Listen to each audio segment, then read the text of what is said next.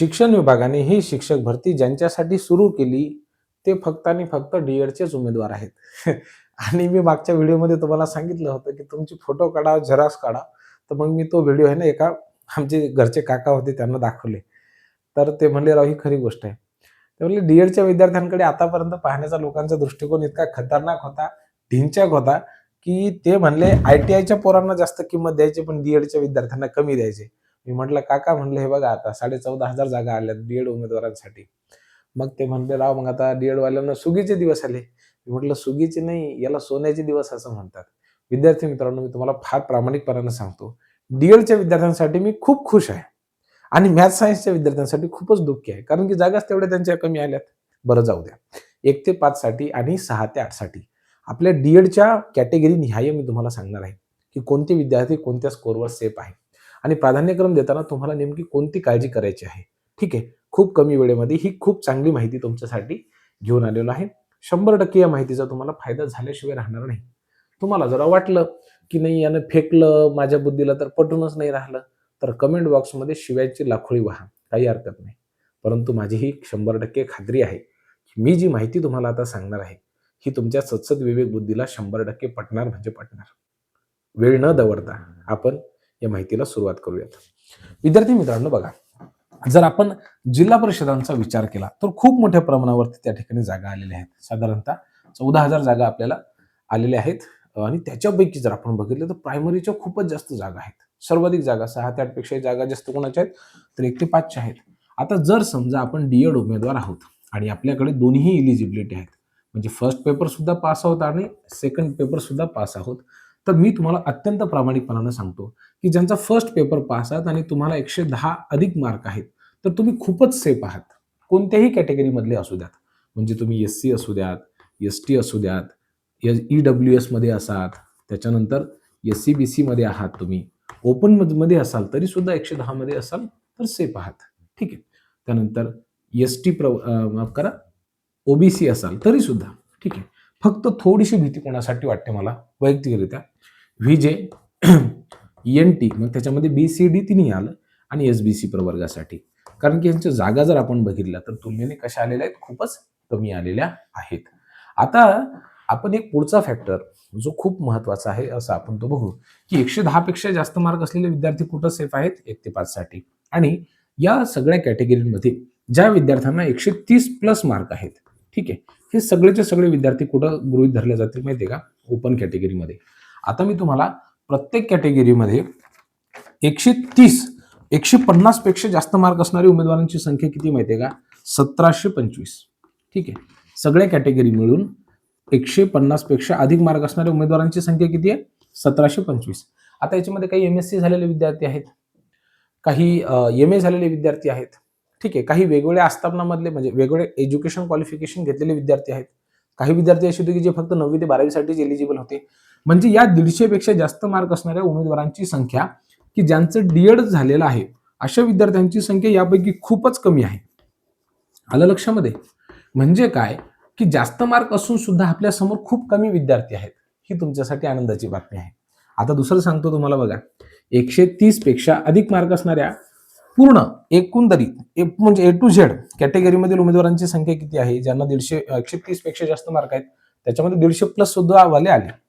9,620. आलं लक्षामध्ये? एवढे विद्यार्थी आहेत. आता याच्यामध्ये एम-एस-सी वाले आहेत, याच्यामध्ये फक्त 9 ते 12 वाले आहेत, काही जण एम-ए वाले आहेत, काही जणांचं डी-एड नाहीच आहे, म्हणजे ते बी-एडचे उमेदवार आहेत. आलं लक्षामध्ये? यांची संख्या खूप मोठी आहे.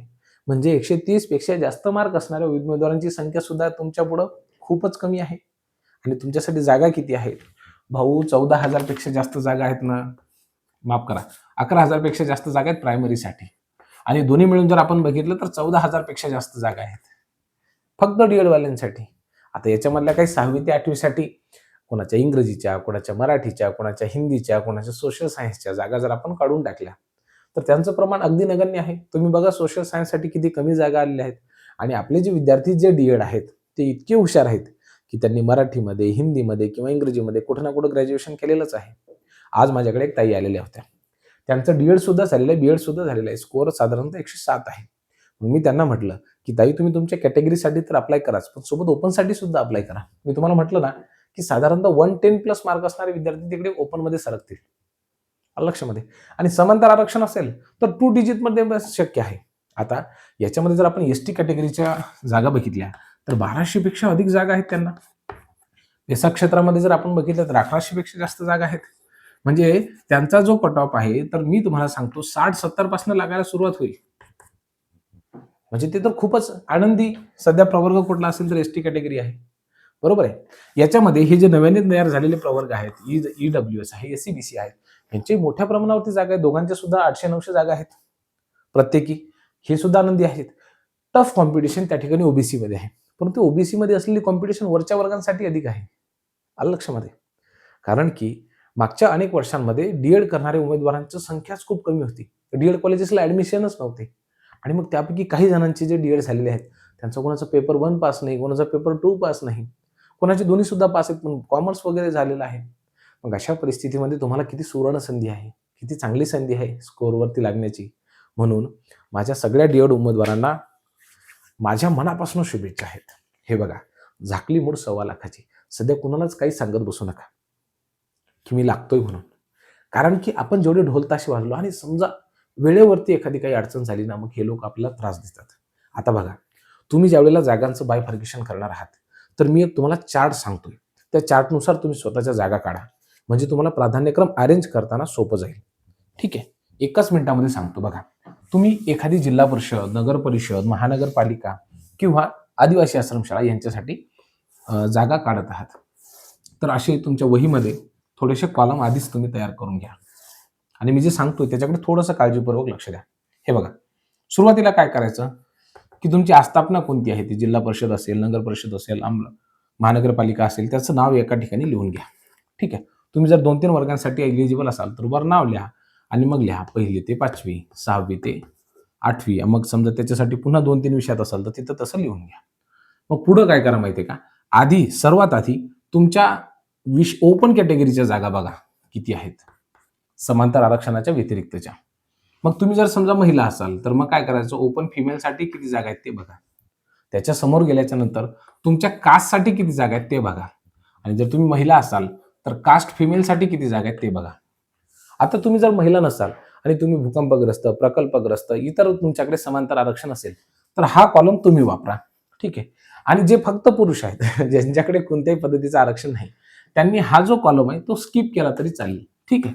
आणि शेवटी काय लिहायचं माहितीये का, की तुमच्या वर्गासाठी समजा 1 ते 5 साठी त्या ठिकाणी इंग्रजी माध्यम, मराठी माध्यम जे काय असेल ते, त्याच्या समजा एकूण आहेत जागा 139, तर असं लिहायचं. ठीक आहे. हे सगळं केल्याच्या नंतर तुमच्या असं लक्षात येईल की अरे त्यामध्ये 149 जागा तर आहेत, 139 जागा तर आहेत माझ्या जिल्हा परिषदेला, परंतु माझ्या ओपन कॅटेगरीसाठी समजा त्या ठिकाणी फक्त 15 जागा आहेत. मी महिलांसाठी बघतो तर त्या ठिकाणी समजा 17 जागा आहेत. ओपन कॅटेगरी असं तर होऊच नाही शकत. समजा 5 जागा आहेत. कास्टमध्ये तुम्ही जर तुमचा आकडा बघितला तर होऊ शकतो तो XYZ काय जो असेल तो समजा 17 जागांचा आहे आणि कास्ट फिमेलचा जर आकडा बघितला तर तो 7 जागांचा आहे. मग हे असं तुम्ही 2-4 जागांसाठी काढलं. समजा असं होऊ शकतं की एका ठिकाणी ओपनसाठी खूप सगळ्या जागा आहेत, समजा 20 जागा आहेत. ओपन फिमेलसाठी समजा 10 जागा आहेत त्याच्यामधल्या. कास्टसाठी जर आपण बघितलं तर समजा त्या ठिकाणी 3 जागा आहेत आणि महिलांसाठी समजा 1 जागा आहे.